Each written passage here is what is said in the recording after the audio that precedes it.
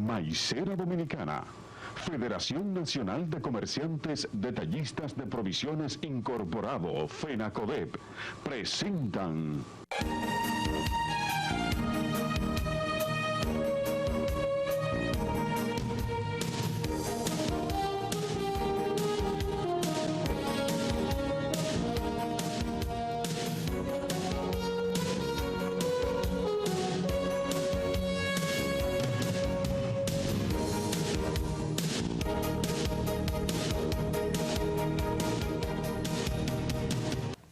Muy buenos días, amigos televidentes y detallistas de todo el país. Este sábado, como cada sábado, estaremos con ustedes llevándole su programa Detallista y Globalización que produce FENACODEP y le llega a ustedes gracias a la cortesía de Pastorizadora Rica, la Cervecería Nacional Dominicana, la Cooperativa Bombón Bueno, Indubán, Mejía Alcalá y Codepa.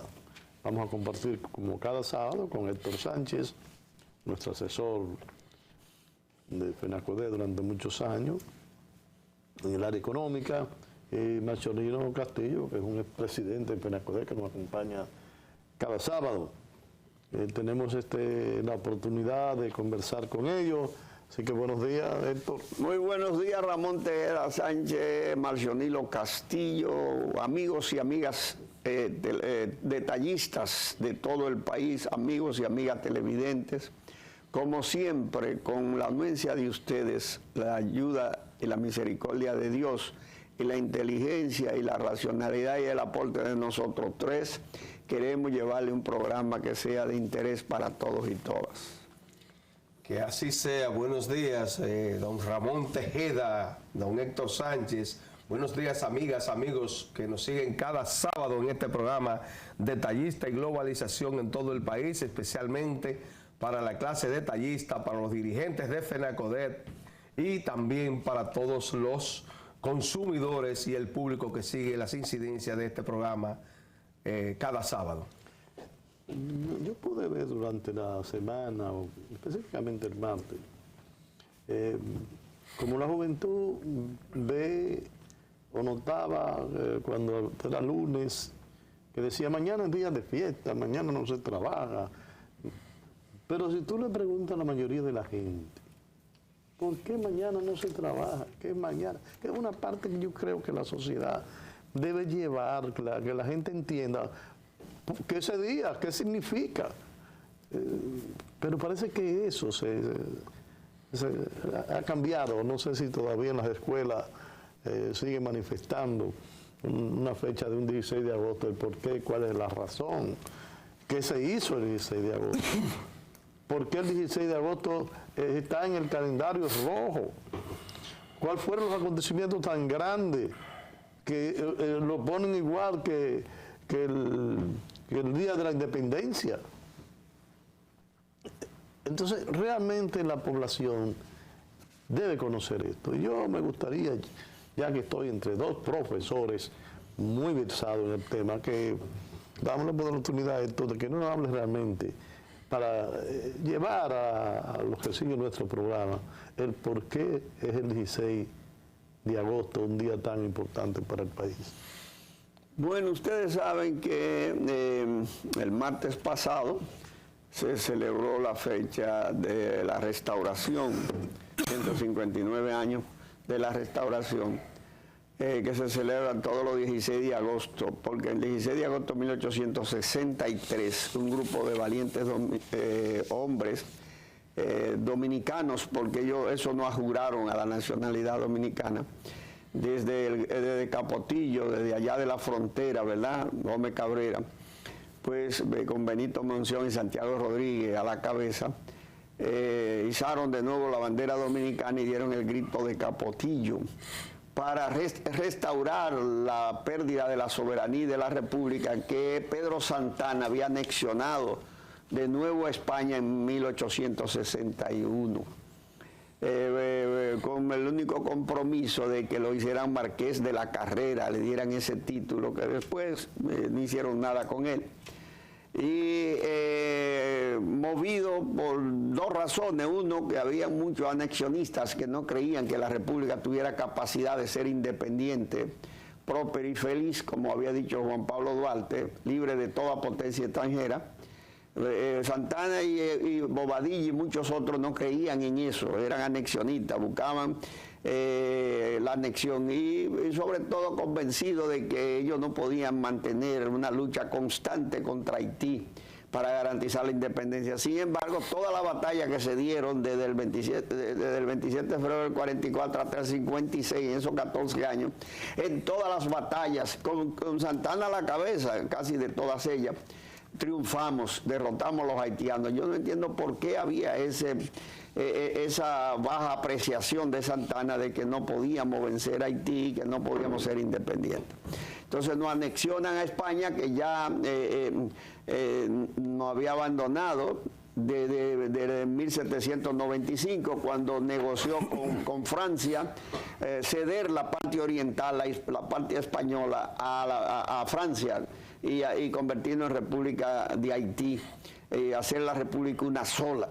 Entonces, y nosotros, claro, los criollos logramos zafarnos en una lucha voraz en 1808 de Francia, y entonces con Juan Sánchez Ramírez a la cabeza no nos declaramos república independiente, que fue un error, debimos haber vuelto a convertirnos en república, nos quedamos ahí en un periodo de indefinición hasta 1821, cuando se declara el periodo de la república, apenas un año, lo que se llamó el periodo de una república incierta, y hasta definitivamente la decisión de la parte oeste de Haití ocupar a la parte este en 1822.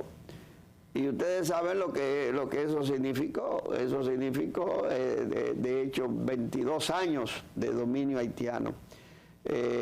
Aquí en una unificación que nos obligó a pagar los 20.000 millones de dólares que Francia le impuso a Haití de indemnización por haber logrado su independencia y haberle echado de allí a los franceses. Nosotros tuvimos que pagar gran parte de esa deuda que le llevó a Haití 122 años pagarla.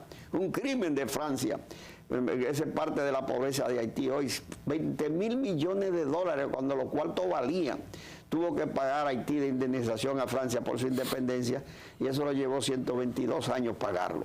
Vamos a una pausa de esto y regresamos en breve con la opinión de nuestro gran amigo Marcelino Castillo. No se vaya usted, amigo televidente, que en breve estaremos nuevamente con ustedes.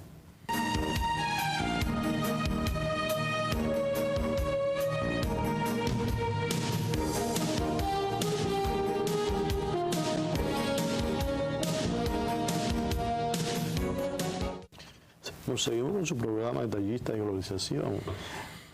Tenemos la inquietud de que la juventud y gran parte de la población, un día como el 16 de agosto, realmente lo toman, se van a la playa, se divierten, pero conceptualmente usted le pregunta qué es el 16 de agosto y desconocen el sentido, por qué el 16 de agosto es una fecha tan importante para el país.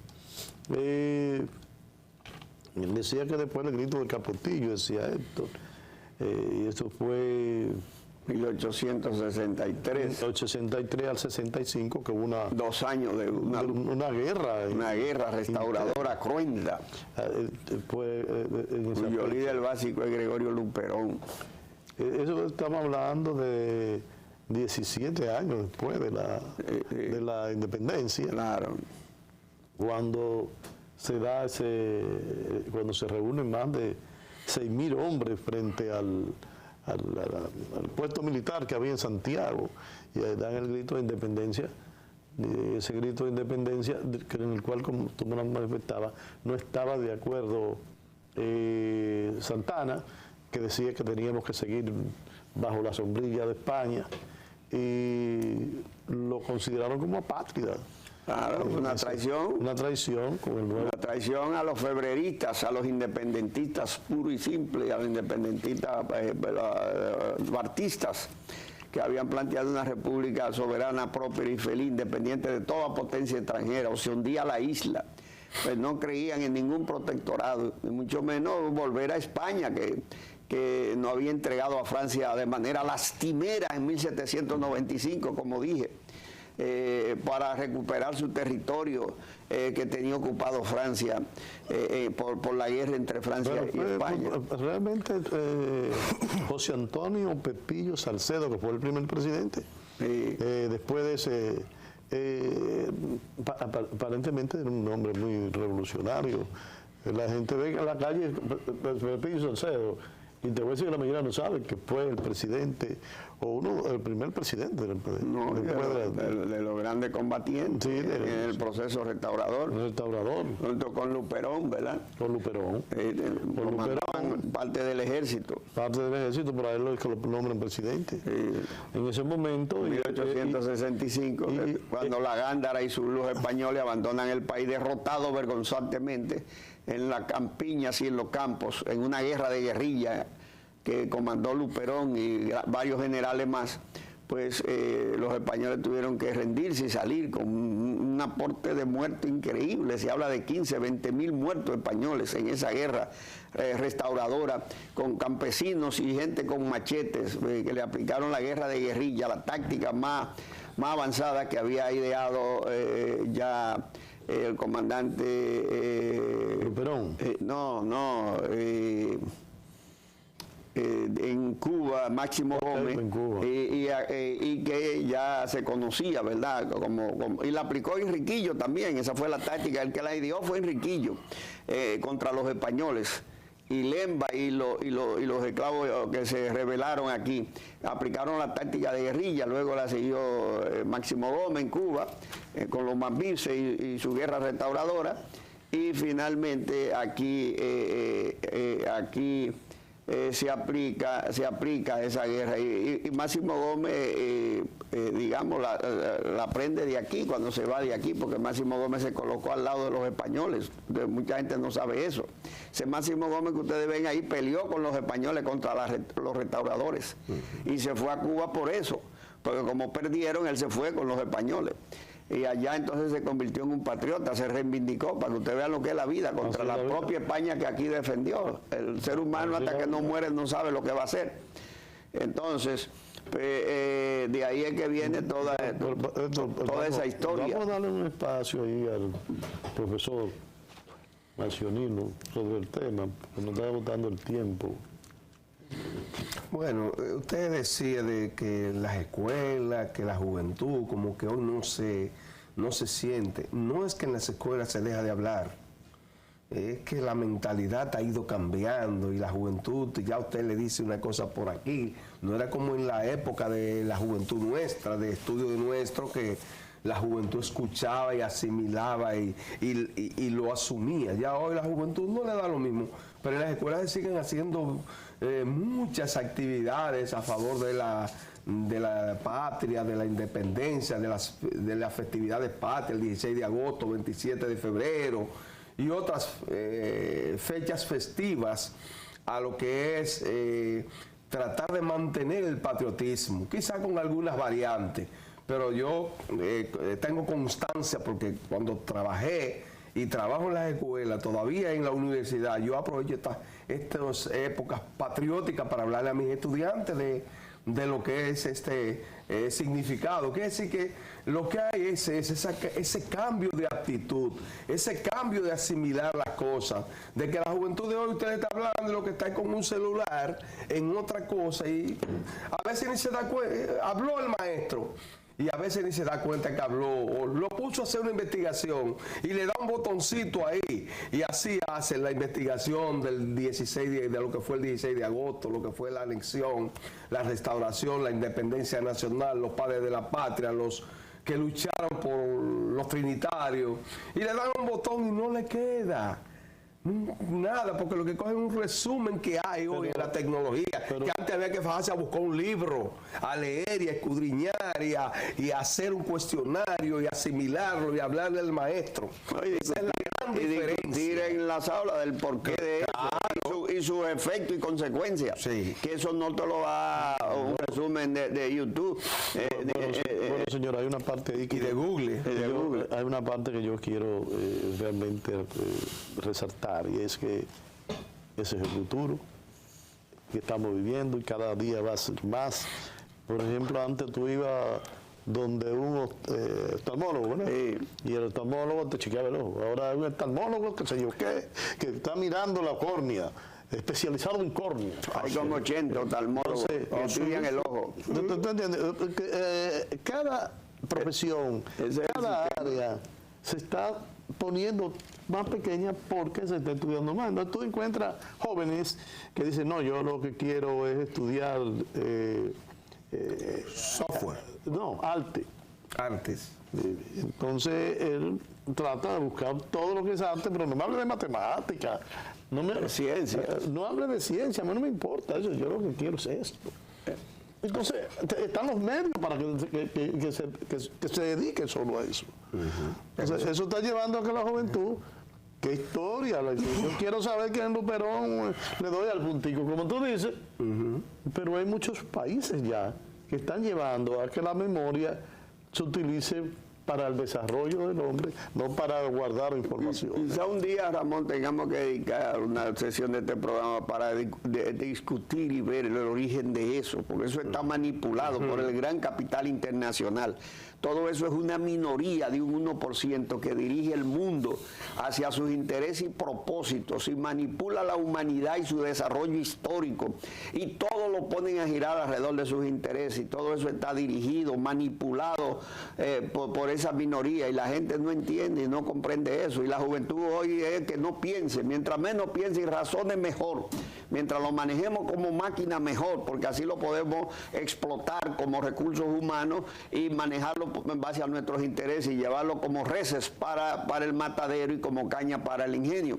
De manera que todo eso está dirigido, eso no es casual, no crean ustedes que eso es espontáneo. Eso es un programa totalmente científico, controlado y dirigido por el 1% de la humanidad. Vamos a una pausa, usted amigo televidente, no se vaya, que en breve estaremos nuevamente con ustedes.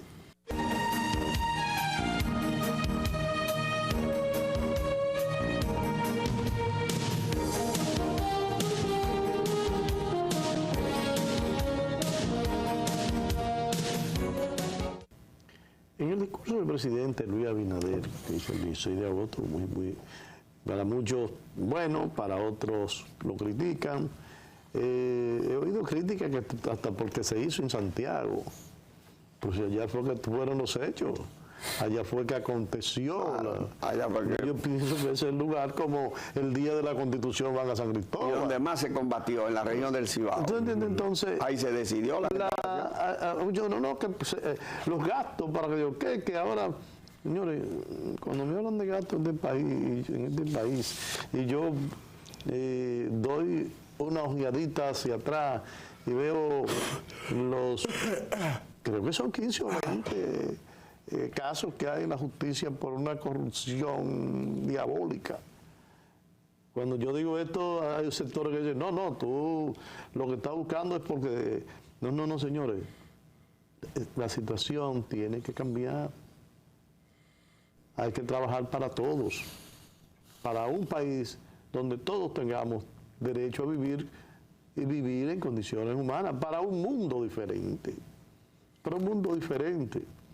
Entonces, yo no voy a estar de acuerdo en los días o los años que me quedan en que un grupo determinado, porque si usted consigue su dinero trabajando, bueno, Dios lo bendiga, pero quitándole la comida, quitándole la vida a la gente. Yo digo quitándole la vida a la gente, ¿por qué? Porque cuando usted va a comprar, qué sé yo, las tablas que están comprando para los niños, y si cuestan a 10, la pone a 200, lo más probable es que esa diferencia sea la medicina que necesita un niño que está muriendo en la Angelita, o una persona que está muriendo en el Robert Reed. Entonces, yo pienso que eso debería ser... deberíamos vivir en un país y llevarnos. Por eso yo digo que el mundo va a ser de los jóvenes, porque la generación nuestra ha sido una generación que yo la clasifico y algunos me dirán que no, como muy perversa, que su interés es llegar al poder para conseguir dinero, para hacerse rico, él y su familia, porque yo quiero ser igual que Héctor, que es rico de nacimiento, porque su abuelo le dejó una finca, no sé hasta dónde, pero me gustaría que Machorino me ampliara un poquito eso sobre el discurso del presidente realmente. Bueno, realmente el presidente, como es normal, un discurso se fue a... normal no, porque aquí los presidentes los 16 de agosto no dan discurso. Este es el primero, podría decirse, de la historia moderna. No tenemos mucho conocimiento de que los presidentes los 16 de agosto no hablan, porque esto es para las cámaras legislativas, reestructurar sus cuerpos directivos, elegir el presidente del Senado, el presidente de la Cámara de Diputados, los voceros, y todo este tipo de cosas. Los ayuntamientos son lo mismo, ¿verdad? Lo hacían, no, ya los propios ayuntamientos lo hacen después de la ley que modificó que las elecciones de los ayuntamientos son en febrero y la juramentación son en abril, el día de los ayuntamientos ellos lo hacen en abril. El 24 de abril ellos hicieron sus reestructuraciones de los ayuntamientos, ahora le toca a los senadores y diputados hacer esto y el presidente casi nunca ha hablado los 16 de agosto porque su rendición de cuentas son los 27 de febrero de cada año. En la Asamblea Nacional se reúne conjunto y allí él va a rendir cuentas. Ahora el presidente no lo hizo inclusive ni en el Congreso porque no es, esto no es cosa. Él quiso referirse y especie de una rendición de cuentas a mediano tiempo, después del 16 de agosto, que es en su segundo año de gobierno, al completar su segundo año de gobierno, y quiso dar, dirigirse al país y presentar lo que han sido sus principales ejecutorios y cuáles son sus perspectivas. Eso lo hacen los 27 de febrero también. Sí, no, es los 27 de febrero. Constitucionalmente es el 27. Esto fue extraordinario, esto es algo sui generis, como dice un amigo mío, a este tipo de cosas sui generis porque esto no se había hecho. Y él se fue a Santiago al monumento del Cibao, que fue donde, como decía don Héctor, donde se dio los principales acontecimientos para lo que fue la restauración de la República, que fue el retorno a la independencia nacional, que fue agrietada en 1861 por Pedro Santana, que se vio afectado por una crisis económica y entendió que España podía pues garantizarle manejar la economía y él mantener sus cargos, su poder político al mismo tiempo. Entonces vino y pues anexó nuevamente el país a España y se levantó un movimiento desde allí que en 1863 pues dio al traste con lo que fue la restauración de la República, que a propósito de eso el presidente de la República dice que insta a una nueva restauración donde él plantea ahí que el país tiene que ser objeto de un reencauzamiento por nuevas perspectivas en la República Dominicana. Yo creo que, bueno, yo no he analizado profundamente el discurso del presidente, pero es normal, presentó sus ejecutorias, un presidente que ha tenido sus altas y sus bajas, porque viene con 2 años de muchas dificultades, producto de una pandemia que lo recibió desde que llegó al poder. Luego viene la guerra de Ucrania, hay una situación muy difícil, hay un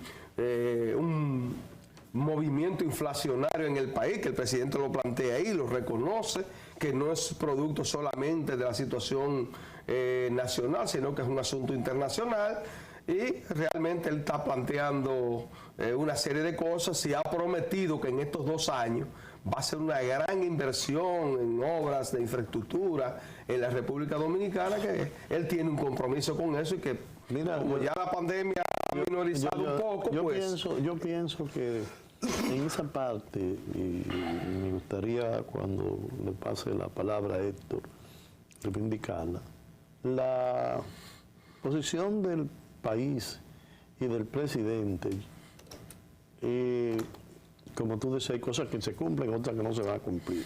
La situación mundial, en esta semana se reunieron en Ucrania los que supuestamente llevan la paz al mundo, las diferentes organizaciones, organismos, buscando formas de que se pare esa guerra. que algunos ya llaman la Tercera Guerra Mundial, otros dicen que es una guerra interna de Rusia, pero realmente es una guerra que está afectando al mundo. Entonces, yo oí conversar a una joven que decía, una joven del pueblo, que decía, pero la gente está pensando y realmente no siento lo que está pasando. Estábamos muy bien, pero mañana el pan puede estar 50 pesos, porque si sigue esa guerra, no va a haber harina. Si sigue esa guerra, no va a haber soya.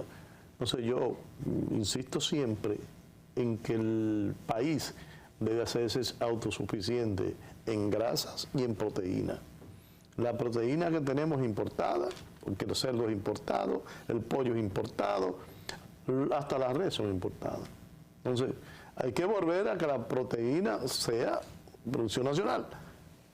Que las grasas, y tenemos un proyecto ahí grandísimo, que no sé, yo siempre digo que son los intereses, como dice Héctor, de una minoría que a veces paran los proyectos, dicen, no, que el aceite de palma es malo y hace daño, pero sin embargo lo estamos comiendo, toda la margarina y eso.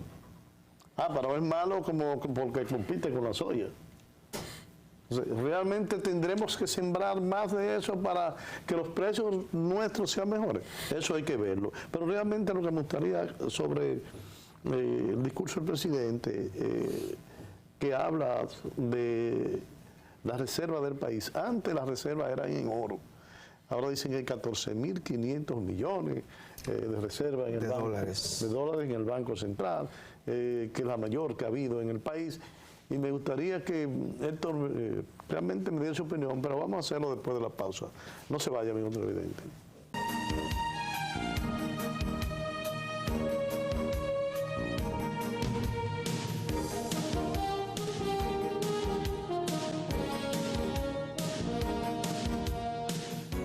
Seguimos con su programa Detallista y Globalización, conversando con Héctor Sánchez, Marcelino Castillo. En la sesión anterior te comentaba sobre el discurso del presidente, y una de las cosas en la parte económica que me impactó fue cuando dice que por primera vez en la historia tenemos 14.500 millones de pesos de reserva. De dólares. De dólares de reserva. Pues son los que le dan el valor al peso. Eso, Héctor, como país, por ejemplo, la economía hace, qué sé yo, cuando era presidente Leonel Fernández, el presupuesto eran 400.000 millones, después Danilo lo llevó casi a 1.000 millones y anda en 1.000 y pico millones. Y yo siempre decía, yo no entiendo cómo el país produce tanto y se le puede poner una carga financiera tan alta, pero parece ser que hay forma de conseguirla. ¿De qué manera se equilibra esto con lo otro? Bueno, ustedes saben que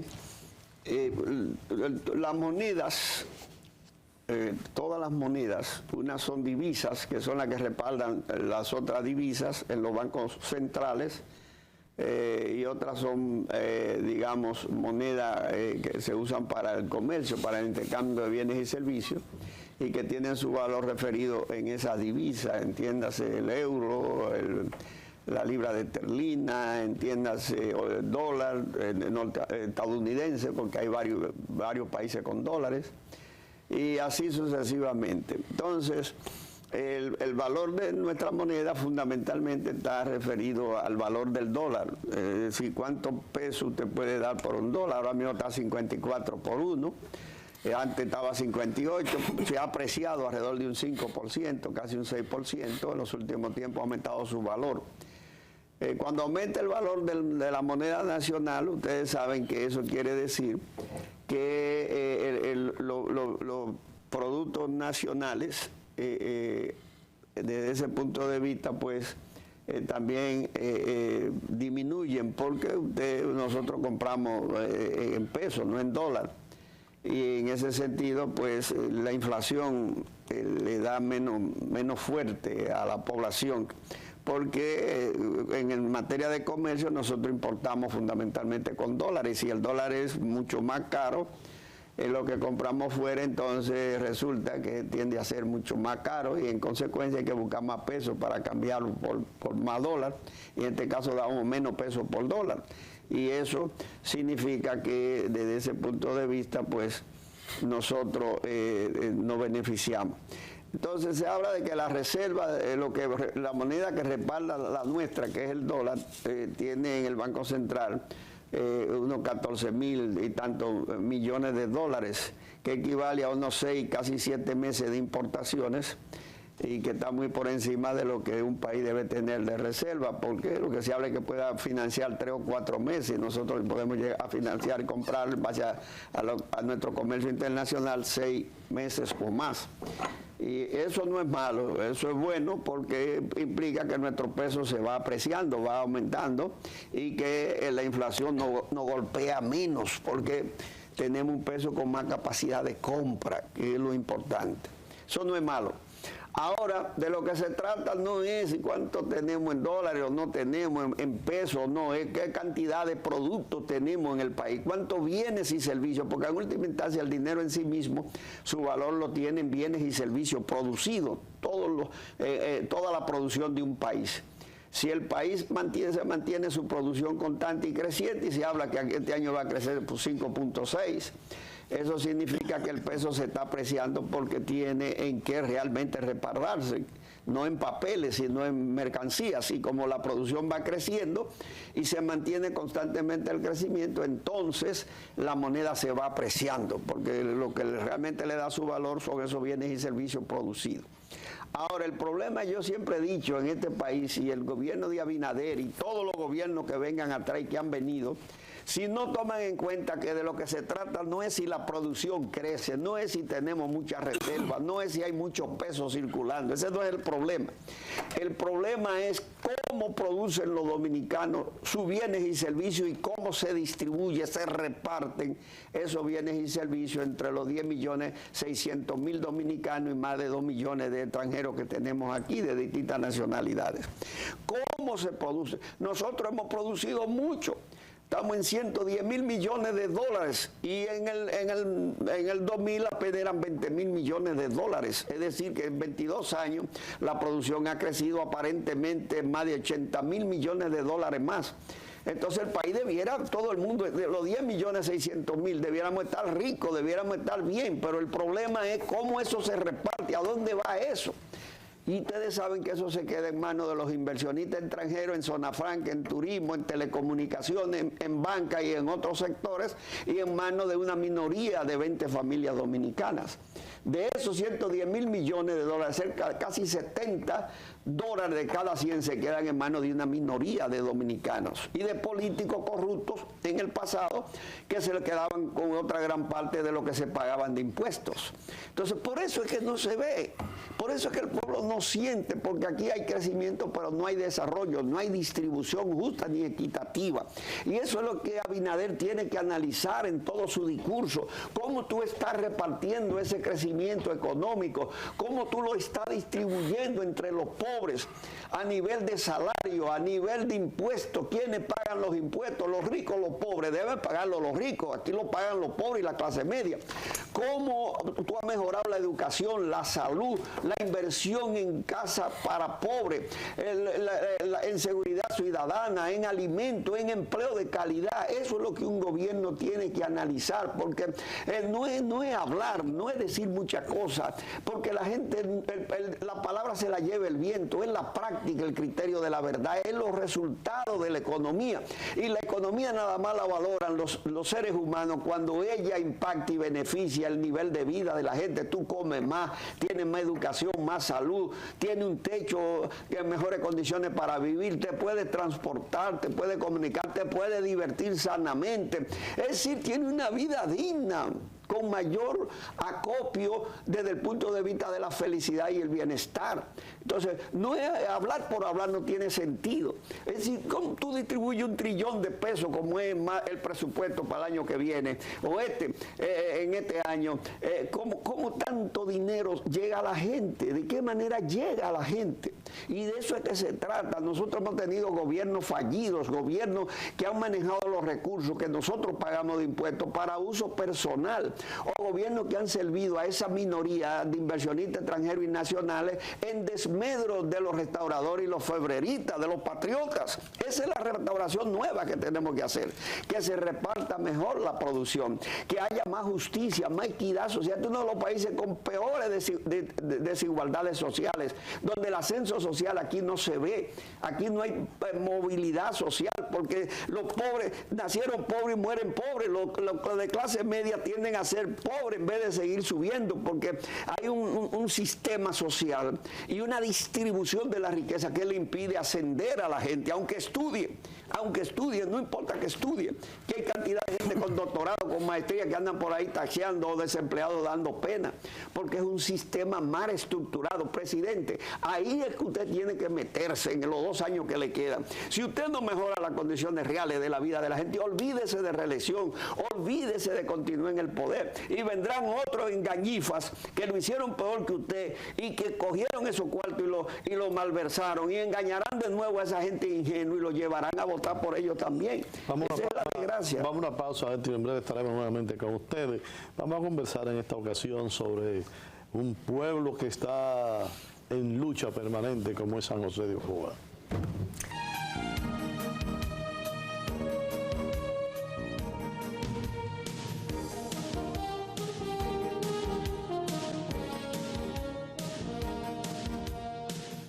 Seguimos su programa Detallista y Globalización, conversando sobre la situación del país, los discursos del presidente. Pero en esta ocasión vamos a conversar de un pueblo de sur, donde... Que es una respuesta a ese discurso, lo que está pasando ahí. Donde realmente se establecieron los blancos de la región cuando la revolución, en Ocoa, huyendo de los haitianos, establecieron en Ocoa. Pero dentro de lo que conversábamos, de las cosas que hablábamos, que era la desigualdad social. Yo, por ejemplo, que dicen tasa cero para los productores. ¿Pero qué productores? Al pequeño productor no le llega. Y siempre estamos hablando de que el productor hay que enseñarlo. Yo siempre he dicho que el productor no es el dinero que necesita.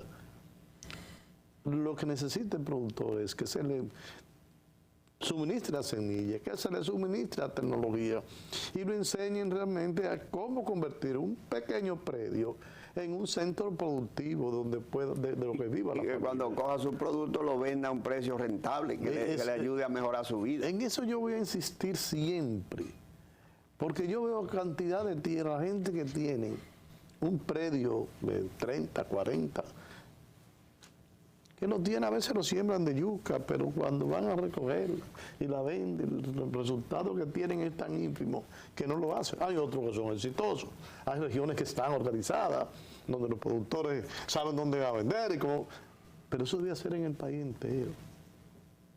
Y eso debe ser una política de Estado, de que a cada gente le llegue lo que está haciendo los productores. Hay países que no tienen ni siquiera la tierra nuestra y han inventado, ¿cómo se llama? En Israel inventaron la climatización, y donde no se producía están puestos a producir, porque con pequeños predios climatizados, controlados con tecnología, han logrado producir lo que tú produces quizás en 1000 tareas.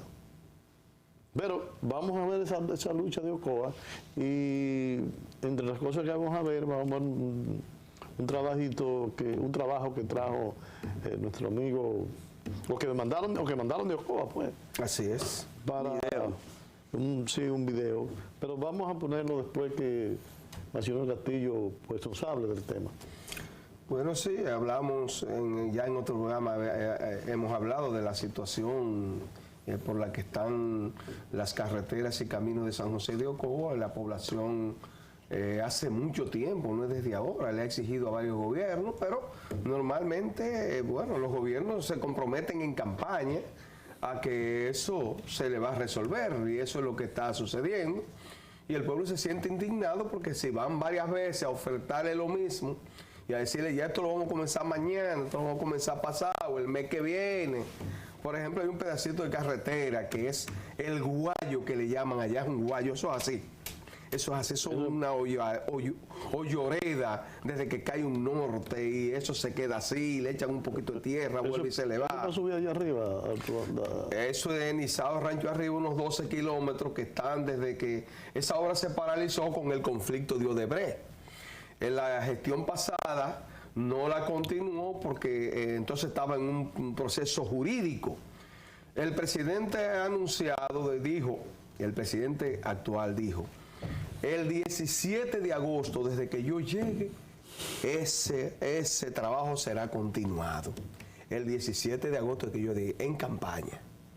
Después de eso, hay una parte ahí que tú dices, porque tenemos la cárcel que se está haciendo en guerra, paralizada por un conflicto legal.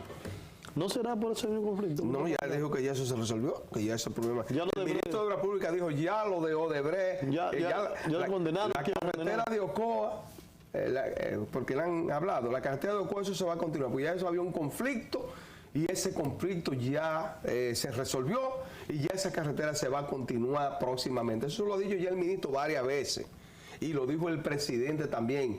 Y en las visitas provinciales, en el gobierno de la provincia, se dijo que en julio iba a comenzar, se iba a reiniciar los trabajos de esa obra.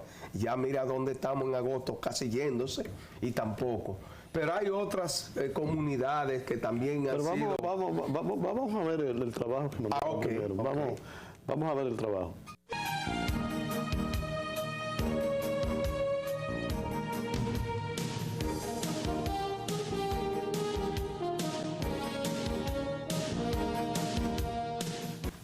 Seguimos su programa de Detallistas y Globalización. Conversábamos sobre la situación de ciertas regiones que están en lucha por las reivindicaciones que le han ofrecido y que no han recibido.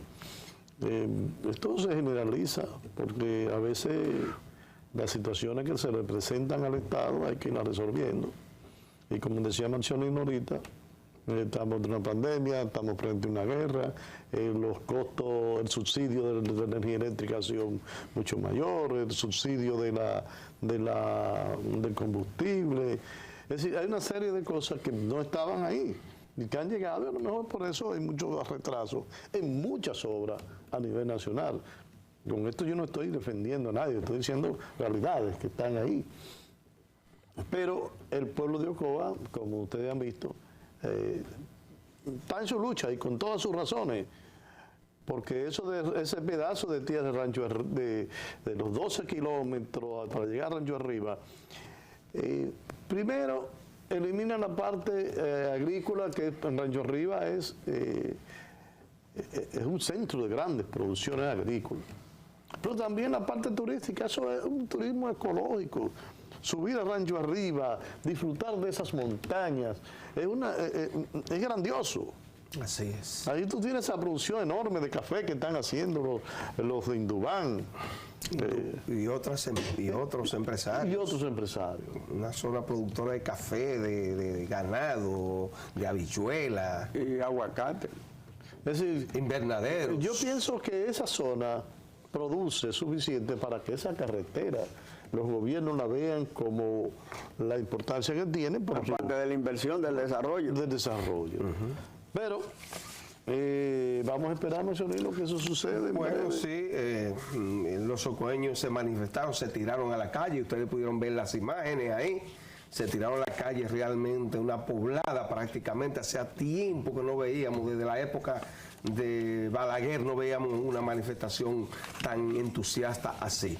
Y yo quiero aprovechar ahí, Ramón, ya para invitar a los comerciantes a su asamblea eleccionaria el próximo domingo a las 2 de la tarde, que el lugar fue cambiado porque hay compromisos, era en el ayuntamiento municipal, va a ser en la escuela Luis Osema Pellerano a las 2 de la tarde. Todos los compañeros de la Asociación de Comerciantes Detallistas tienen una cita a ir a elegir, a reestructurar sus cuadros dirigenciales, que esto se ha venido haciendo durante toda la existencia de la asociación, durante 2 años ininterrumpidos. Cada 2 años, en principio era cada año, después se llevó cada 2 años, y eso nunca se ha dejado de hacer.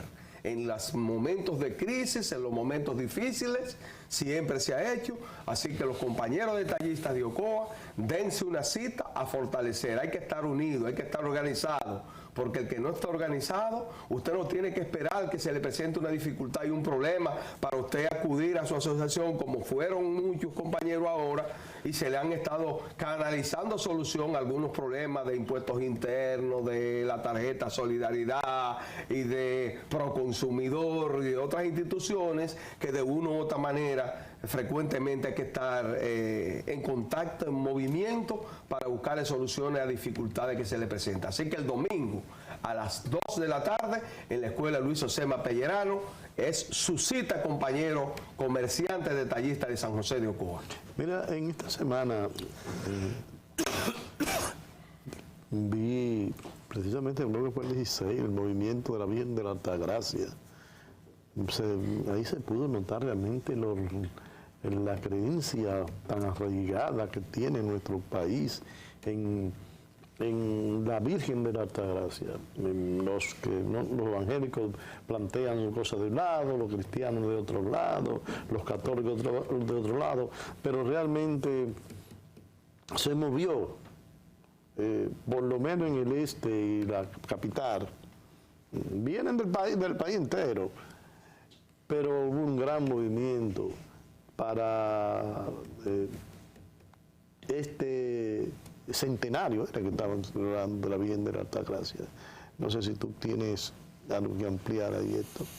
Bueno, ahí lo importante es que vino un representante del Papa e hizo buenos pronunciamientos contra la corrupción, contra la necesidad del desarrollo sostenible, el desarrollo inclusivo que estábamos hablando, el bien común, y la necesidad de que el pueblo dominicano se mantenga unido y la fe en valores reales, contundentes, que no le permiten que penetre la maldad, el egoísmo, la autodestrucción que tanto daño hace a los jóvenes, a los niños y a las familias. De manera que incluso ese representante del Papa se reunió con Luis Abinader y hicieron un pequeño balance de cómo marcha el país, la economía, y él dice que se siente bien, que lo que él ha visto aquí, que hay un intento y un esfuerzo por mejorar la situación de vida de las grandes mayorías.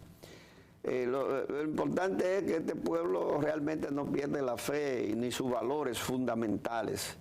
La Virgen María, que se considera siempre su protectora, e igualmente sus ideas cristianas. Y eso es bueno, eso no es malo, porque eso no ayuda a digamos, no conspira contra la unidad de la familia, ni con el bien común, ni mucho menos con la humanidad y el humanismo que debe tener un ser humano. Lo malo es promover la droga, es promover el individualismo, el egoísmo, es promover la delincuencia y generar delincuencia y pobreza. Eso sí es malo y eso sí es pecado y eso sí destruye. Pero el que se junte la gente para mantenerse unidos sobre una fe común y un bien común, eso es bueno, y nosotros nos agrada de sobremanera que eso haya acontecido. Bueno, de esta forma me llegó al final de su programa Detallista y Globalización. Recordarles que es una producción de FENACODET y le llegó a ustedes gracias a la cortesía de Pasteurizadora Rica, la Cervecería Nacional Dominicana, la Cooperativa Don Monbueno, Indubán, Mejía, Alcalá y Codepa. Hasta el próximo sábado, les decimos. Héctor Sánchez, Marcelino Castillo y Ramón Tejeda. Nos vemos el sábado. Que pasen buenos días y un feliz fin de semana.